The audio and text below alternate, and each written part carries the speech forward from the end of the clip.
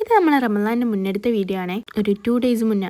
അല്ലാ സത്യം പറഞ്ഞാൽ നോമ്പ് നോറ്റ് ഈ ഒരു പരിപാടിക്ക് നടക്കാനാവുകയില്ല. ഇപ്പൊ പ്രിന്റ് എടുത്താലും മീൻ വാങ്ങുന്ന കവർ തന്നെ കിട്ടും. അപ്പൊ സാധനമൊക്കെ വാങ്ങി ഞാനിത് നമ്മളെ പണ്ടത്തെ ₹1 സിപ്പപ്പ് ₹1 ഒക്കെ ആയിട്ട് വീട്ടിലേക്ക് പോയി. ഒരു 1 week മുന്നേ 10ലോ +2ലോ പഠിക്കുന്ന ഒരു ചെക്കനാണ് എനിക്ക് മെസ്സേജ് അയച്ചത്.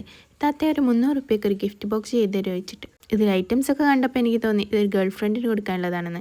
അപ്പോൾ ഓൻ പറഞ്ഞ സാധനം വെച്ച് എന്തായാലും നമുക്കൊരു ഗിഫ്റ്റ് ബോക്സ് ചെയ്യാൻ കഴിയൂല.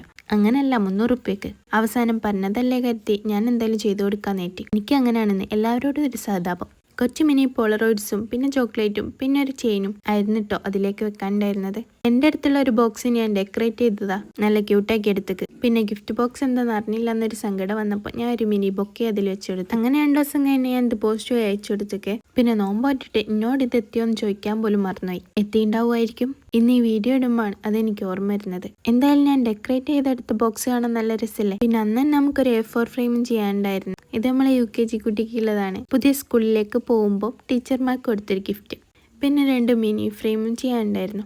അത് 2 കുട്ടിക്കാലത്തെ ഫോട്ടോസ് ആയിരുന്നു. ഒരാൾക്ക് വർക്ക് ചെയ്ത് കൊടുക്കുമ്പോൾ ആരോടും സഹതാപം തോന്നാതിരിക്കുക. അതിലൂടെ നഷ്ടം മാത്രമേ ഉണ്ടാവൂ. ഇതെന്റെ അനുഭവം വെച്ച് മാത്രം പറയാണ്.